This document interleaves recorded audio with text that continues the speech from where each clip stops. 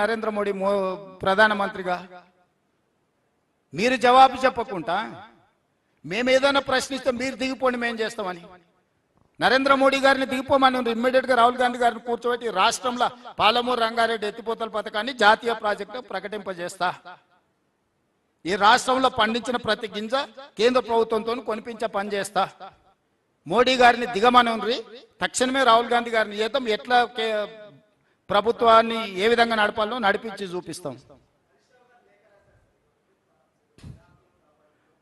ఏ భాషలు రాసిండు? ఇంగ్లీష్లో రాసిండు రాములు గారు. నాకైతే ఇంగ్లీష్లో వచ్చింది, తెలుగుది రాలే.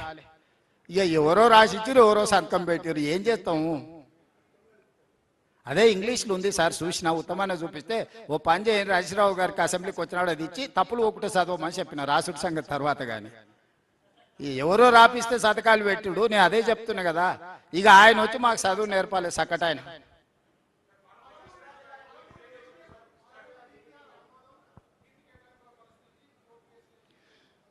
ఇప్పుడే చెప్పిన కదా, పక్క రాష్ట్రంతో చర్చలు జరుగుతున్నాయి, తొందరలోనే వాటిని పరిష్కరించుకుంటాం. తప్పకుండా మంచి వార్త మీకు వినిపించబోతున్న తొందరలోనే.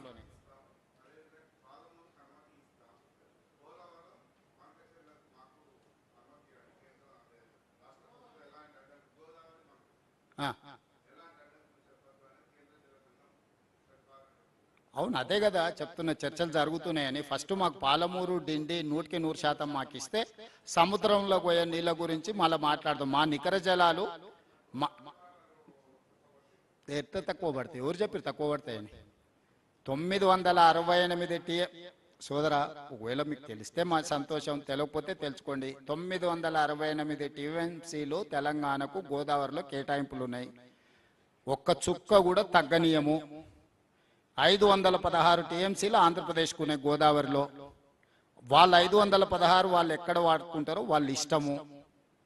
ఇప్పుడు కృష్ణానదిలో బచావత్ ట్రిబ్యునల్ ఇష్యూ మన ట్రిబ్యునల్స్లో పెండింగ్ ఉన్నాయి కాబట్టి ఇప్పుడు ఏ రాష్ట్రానికి ఎన్ని నీళ్లు కేసీఆర్ గారు 299 మాకు చాలు, 512 మీరు తీసుకెళ్ళండి అని ఒక మరణ శాసనం రాసిండు. కృష్ణా పరివాహక ప్రాంతానికి శాశ్వతంగా సంతకం పెట్టొచ్చిండు. కేసీఆర్ రాసిన మరణ శాసనాన్ని తిరగరాయాలంటే ఇప్పుడు ఎంత సమస్యగా సంక్లిష్టంగా మారిందనంటే ఇంకా చెప్పలేనంత సంక్లిష్టంగా ఉంది. అందుకే ఈరోజు నికర జలాల కేటాయింపులు పాలమూరు రంగారెడ్డికి 90 టీఎంసీలు, డిండి 20 టీఎంసీలు మావి మాకు ఎన్ఓసి ఇస్తే అప్పుడు మీ ప్రాజెక్టుల గురించి చర్చ, లేకపోతే చర్చించే సమస్యనే లేదు అనేది మొదటి విషయం. రెండవది, గోదావరిలో నికరంగా తెలంగాణ రాష్ట్రానికి కేటాయించిన 968 టీఎంసీల కేటాయింపులో ఒక చుక్క కూడా కాంప్రమైజ్ అయ్యే క్వశ్చనే లేదు.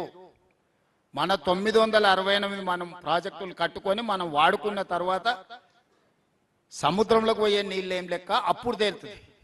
సో మన 968 అనేది మనకు అష్యూర్ చేసుకుంటే మిగిలిన దాని గురించి మళ్ళీ చర్చ చేస్తాం. వాళ్ళు గోదావరి నుంచి తీసుకొచ్చి బనకచెర్లలో పోసుకుంటారా, నల్లమల్ల సాగర్లో పోసుకుంటారా, ఇంకో దగ్గర పోసుకుంటారా, ఇది మన సమస్య కాదు. మన సమస్య ఏంది? మన కేటాయింపులు మనకు ఖచ్చితంగా రావాలి. మనకేం కావాలనో చూడండి, వాళ్ళు ఏం చేసుకుంటారు అనేది మనకెందుకు? పక్కింట్లో కోడి కోసుకున్నారా లేకపోతే కుందేలు కోసుకున్నారా మనకెందుకు? కనీసం మనం పప్పన్నమన్న మనది చక్కగా ఉందా లేదా మనం చక్కదిద్దుకోవాలి. పక్కింట్లో కోడి కూర వాసన వస్తుందని చెప్పి వానింటి మీద బురద పోసి ఇట్లాంటివి కేసీఆర్ కావాలా? ఆయనకి పంచాయతీ తెగొద్దు, ఈ పంచాయతీని అడ్డం పెట్టుకొని రాజకీయంగా ప్రయోజనం పొందాలనే స్వార్థంతో ఉన్నాడు తప్ప నాది సింపుల్. నేను మొదటి నుంచి చెప్తున్నా, నీకు పంచాయతీ కావాలన్నా పరిష్కారం కావాలంటే నేను పరిష్కారం కోరుకుంటా. పరిష్కారం దొరికినప్పుడు పంచాయతీ ఎట్లాగూ ఉంటుంది.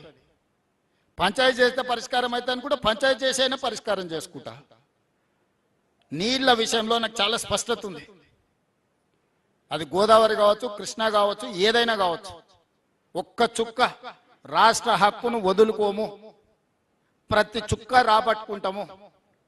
మేము చిల్లర పంచాయతీ వీధుల్లో మతి తప్పిన మత్తులో ఉన్న మాటలు నేను మాట్లాడా. నేను వ్యూహాత్మకంగా ఎత్తుగడలతోని మనకు రావాల్సిన ప్రతి చుక్క నీటి హక్కులను నేను కాపాడుకునే బాధ్యత మేమందరం తీసుకుంటాం. ఉత్తమ్ కుమార్ రెడ్డి గారు, నేను నిరంతరం. ఇలా కేంద్ర ప్రభుత్వం మాట చెప్పిందంటే దాని అర్థమైంది ఎవరు ఒత్తిడి ఉంది? కేంద్ర ప్రభుత్వము పాలమూరు రంగారెడ్డికి మీరు ఎన్ఓసి ఇస్తే తప్ప మీరు మాట్లాడడానికి లేదు అని